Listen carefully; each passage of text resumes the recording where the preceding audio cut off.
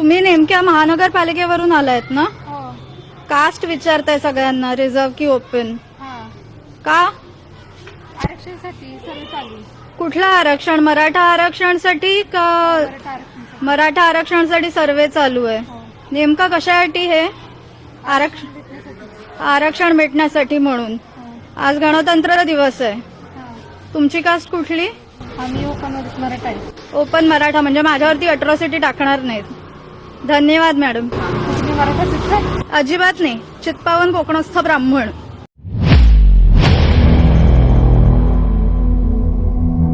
मित्र हो, नुकताच सोशल मीडियावर 2 पोस्ट खूप गाजल्या. एक मराठी चित्रपटातला एक अभिनेता निर्माता पुष्कर जोग आणि एक अभिनेत्री आहे केतकी चितळे.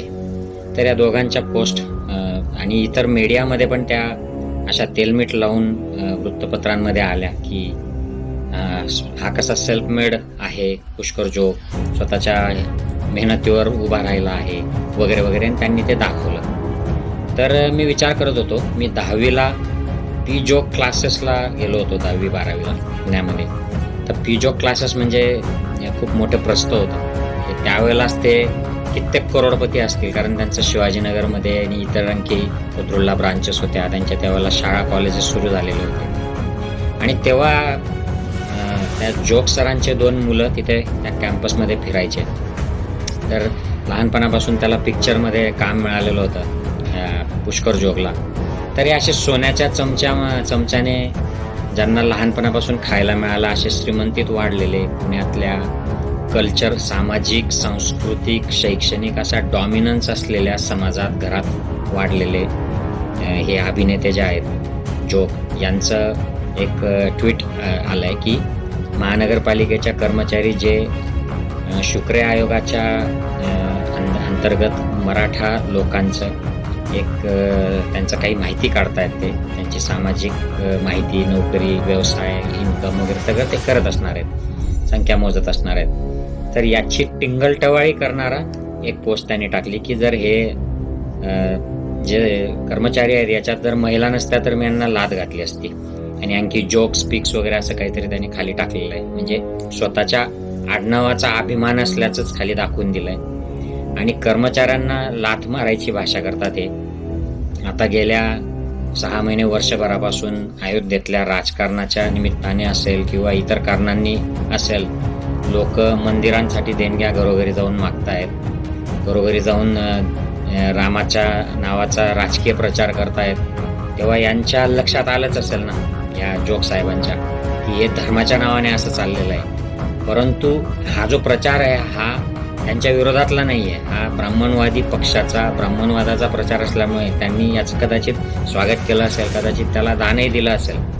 परंतु जेव्हा या राज्यातले जे मराठा आहेत, बहुजन आहेत, यांच्या सामाजिक उत्थानासाठी जे आंदोलनं चाललेले आहेत आणि त्याच्या अंतर्गत एक राजनीती म्हणून का असेना सरकार एक आयोग नेमतं आणि त्या आयोगाच्या अंतर्गत हे कर्मचारी काम करतायत, तर यांच्याबद्दल असं बोललं जातं. आणि अत्यंत माज ज्याच्या शब्दामध्ये असावा. खरं म्हणजे अभिनेता, अभिनेत्री किंवा कुठल्याही पदावर बसलेल्या लोकांनी जेव्हा सामान्य कर्मचारी, सामान्य लोक किंवा कोणीही असो, तुमच्या खाली काम करणारे जे काय कलाकार असतील यांच्याप्रती बोलताना जपून बोलायला पाहिजे. तुमची विचारसरणी कुठलीही असो, ती किती विषमतावादी, विषारी, द्वेषपूर्ण असो, ती जाहीर नाही करायला पाहिजे. परंतु हे एटिकेट सुद्धा हे लोक पाळायला तयार नाहीत. इतका यांचा माज अनावर झालेला आहे, इतका अनकंट्रोल माज यांना आहे. म्हणजे यांचे पिक्चर जेव्हा रिलीज होतात तेव्हा हीच सर्वसामान्य जनता यांना पिक्चरच्या थिएटरमध्ये हवी असते. परंतु ते काम करतात त्यांचं नेमाने, त्यांना सरकारने आदेश दिलेलं ते काम करायसाठी जेव्हा ते यांच्या दारावर पोचतात तेव्हा हे यांना लाथा घालण्याचं हे करतात. म्हणजे किती माज आहे यांचा. आणि दुसरी जी आहे अभिनेत्री, ती त्या लेडीजला तिचीच जात विचारते, तू कशासाठी विचारते वगैरे वगैरे. आता कशासाठी विचारते इथपर्यंत ठीक आहे, पण त्या बाईची जात कशाला विचारायची? कारण तू सर्वे करतेस का? आणि ठीक आहे, तू केलाच शहाणपणा, दीड शहाणेपणा, तर तिला तू म्हणजे आरक्षणची नाही, ओपनची आहेस, म्हणजे तू माझ्यावर अट्रॉसिटी दाखल करणार नाही. म्हणजे SC जर तू असतीस, हे दलितांवर हल्ला आहे हा, की तू SC असती तर तू अट्रॉसिटी माझ्यावर दाखल केली असती. म्हणजे SCची इथे टिंगल केली आहे की हे लोक अट्रॉसिटी दाखल करतात. आता म्हणजे खरं हिच्या बुद्धीची किती क्यू करावी की तू जातीवरून हे करते आणि शेवटी अगदी मोठ्या आविर्भावामध्ये म्हणते की नाही माझी जात अशी अशी, मी चित्पावन कोकणस्थ ब्राह्मण. म्हणजे तुला तुझ्या जातीचा किती अहम आहे. आणि खरं म्हणजे काहीच अहमची गरज नाही आहे. ह्या कुठल्याही जाती वर्णाच्या लोकांना कुणालाही तुम्ही तुमच्या जातीवर्णावरून श्रेष्ठ नाही आहात. म्हणजे धर्माच्या पुस्तकांमध्ये असाल पण प्रत्यक्षामध्ये कोणीच श्रेष्ठ नाही. तुम्हाला सांस्कृतिक, शैक्षणिक, आर्थिक सगळं डॉमिनन्स मिळतं. कलेच्या क्षेत्रात डॉमिनन्स मिळतं. तुमच्या आडनावं चालतात. तुमच्या भाषेला राजमान्यता आहे. तुम्ही जे बोलता ती एक शुद्ध भाषा मानली जाते. त्यामुळे तुमचीच चलते. तुमच्या आडनावं चालतात. माझा एक जिजाजी होता, तो आता एक्सपायर झाला. तो ब्राह्मण होता, कोकणस्थ ब्राह्मण. तो म्हणायचा संग्राम की मी राजीनामा दिला एका कंपनीत की मला दुसऱ्या आठवड्यात माझं आडनाव बघून लगेच नोकरी मिळते.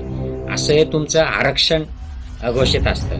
मग तुम्ही मंदिरांमध्ये जाता, इकडे जाता, तिथे तो एकाच जातीचा जो पुजारी असतो त्याला नाही तुम्ही कधी असं म्हणत की बाबा तू एकाच जातीचा आहे. फक्त त्याच्या जातीवरून नाही तुम्ही त्याला बोलत, त्याची नाही जात दिसत. मात्र सर्वेक्षण करणाऱ्याची जात तुम्हाला दिसते, त्याच्या जातीमध्ये अट्रॉसिटी तुम्हाला दिसते. हा जो तुमचा द्वेष आहे आरक्षणाबद्दलचा, स्पेशली बिहारमध्ये जे जातीय जनगणना झाली आणि आता महाराष्ट्रात त्या दिशेने मागणी होऊ लागलेली आहे, तर याच्याबद्दल जो तुम्हाला तिटकारा वाटतो तो तिटकारा तुमच्या वागण्यामधून, या सोशल मीडियाच्या पोस्टमधून दिसतो. म्हणजे टिपिकल तुम्ही RSSचे समर्थक, प्रबोधनकारांच्या भाषेमध्ये तुम्ही अजूनही शेणातलेच शेंगदाणे आहात. म्हणजे तुम्ही सुधारलेले नाहीत. तुम्ही फक्त वरवर दाखवता की तुम्ही किती मॉडर्न आहात. वेस्टर्न कल्चरचं अनुकरण करता तुम्ही कपड्याने, राहणीमानाने. परंतु वेस्टमध्ये जी समता आली आहे, जे फ्री ॲक्च्युली लिबरल थिंकिंग आलेलं आहे, ते तुमच्या मेंदूमध्ये अजून आलेलं नाही. तुम्हाला समतेचं वारा आलेलं नाही. तुम्ही शिकता परंतु तुम्ही फक्त एकतर्फी शिकता. तुम्ही फक्त दासबोध वाचत असाल किंवा अजून काय विषमतेचं आहे तेवढंच घेता. तुम्हाला महात्मा फुलेंची, सावित्रीबाईंची समता येत नाही. तुम्हाला फक्त पुण्यात राहून पेशव्यांची विषमताच फक्त आचरणात आणायला आवडते. तर हे जरा बदललं नाही तर तुम्ही समाजामध्ये असंच विष पाजत राहणार, पसरवत राहणार. आणि तुम्ही जोपर्यंत तुमच्या जातीचा, वर्णाचा, जन्मावरून अहंकार करत राहाल तोपर्यंत तुम्हाला समाजामध्ये विरोध होत राहील आणि देश शांत होणार नाही. तुम्हाला तुमची जात आणि वर्ण सोडावं लागेल. तुम्हाला तुमच्या ज्या मेंदूमध्ये जे विष आहे, विषमतेचं, द्वेषाचं, त्या विषावर उपचार करावा लागेल. अँटीडोट शोधावा लागेल. आणि हा अँटीडोट म्हणजे संविधानाला मनापासून स्वीकारा. फुले शाहू आंबेडकरांची समतेची विचारधारा मनापासून स्वीकारा.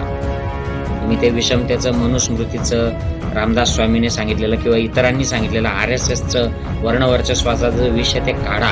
तुम्ही लोकांना रिस्पेक्ट करायला शिका. लोक तुम्हाला डोक्यावर उचलतील आणि नक्की उचलतील. तुमच्या जातीमुळे नाही उचलणार. तुम्ही दुसऱ्याची कदर करता आणि त्याच्यामुळे तुम्हाला डोक्यावर उचलतील. बघा जरा तुम्ही विचार करून की हे विष काढता येईल का तुमच्या डोक्यातलं. आणि शेणातले शेंगदाणे राहू नका. जरा बाहेर या. आता जरा चांगले व्हा, लिबरल व्हा, खऱ्या अर्थाने लिबरल व्हा असं मी म्हणेन. जय हिंद, जय शिवराय मित्रमैत्रिणी.